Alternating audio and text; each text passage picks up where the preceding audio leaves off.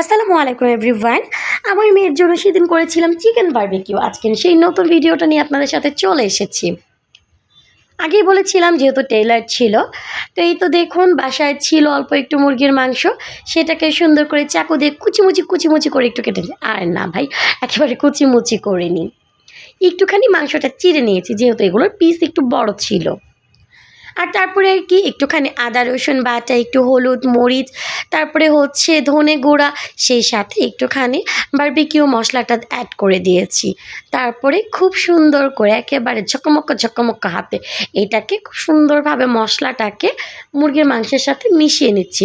কারণ মশলা যত সুন্দর করে মেশানো হবে এটা খেতে তত বেশি টেস্টি হবে। আর হ্যাঁ, একটা কথা অবশ্যই মনে রাখবেন, কারো যদি এই ঝাল ধরতে সমস্যা হয় সে কিন্তু চাইলে গ্লাভস ইউজ করতে পারে, বাট আমি হাত দিয়েই করেছি। আর মাংসগুলোতে খুব সুন্দরভাবে মশলাগুলো মিশিয়ে নিচ্ছি যাতে প্রত্যেকটা লেয়ারে মাংসর মশলাগুলো থাকে। এটার সাথে আমি একটুখানি সরিষার তেল অ্যাড করে দিচ্ছি যাতে ফ্লেভারটা আরও ভালো আসে।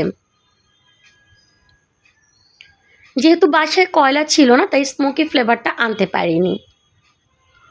এই তো খুব সুন্দরভাবে আমি ম্যারিনেশনটা করে রেখেছি। পাশাপাশি একটু মেয়োনিজ খেতে ইচ্ছে হচ্ছিল, তো এজন্য একটা ডিম পোস্ট করে নিচ্ছিলাম। আর ওই তো মনে পড়ে গেছে আমি একটু টক দই মিশাইনি, তাই বরফওয়ালা টক দইটা একটু খুচিয়ে সে বরফের টক দইটা একটুখানি এটার সাথে মিক্স করে রেখে নিলাম। মানে কি বলবো, ভুলও মন হয়ে গেছে, বয়স হয়ে যাচ্ছে তো। এই তো ডিমটা একটু পোস্ট করে নিলাম, আর তার সাথে গোলমরিচ, একটু রসুন, একটা স্লাইস হচ্ছে লেবু আমি এটার সাথে অ্যাড করে দিয়েছিলাম। সাথে একটুখানি চিনি ছিল এবং একটুখানি গুঁড়ো দুধ ছিল। আর পাশাপাশি আমি এখানে সরিষার তেলে ফ্রাই প্যানে দিয়ে আমি মাংসটাকে প্রসেস করতে দিয়ে দিচ্ছি ভাজার জন্য। কারণ এটা যতক্ষণে ভাজা হতে থাকবে ততক্ষণ আমি মেয়োনিজটা রেডি করতে পারবো, সেজন্য। তেলটা কিন্তু বেশ ভালোভাবে গরম করে নিয়েছি। তবে কারো যদি মনে হয় সে সরিষার তেলে ফ্রাই করতে চাচ্ছে না, চাইলে সয়াবিন তেল ইউজ করতে পারবেন।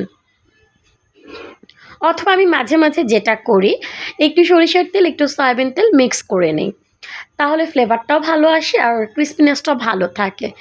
আর এটা কি জানেন, সয়াবিন তেল এবং আপনি যদি সরিষার তেল একসাথে মিক্স করেন তাহলে কিন্তু কোলেস্টেরলের পরিমাণ অনেকটাই কমে যায়।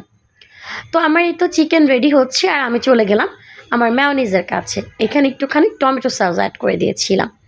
এই তো এটা আমি রেডি করে ফেলেছি ব্লেন্ড করে। টেস্টটা কিন্তু আলহামদুলিল্লাহ অনেক ভালো ছিল। এই যে আমার ফাইনাল লুক বারবিকিউর জন্য এটা তৈরি করা হয়ে গিয়েছে। তারপরে মেয়োনিজটা বাটিতে ঢেলে সার্ভ করে নিয়েছি। রেসিপিটি কেমন লাগলো কমেন্ট করে জানাতে ভুলবেন না। আল্লাহ হাফেজ।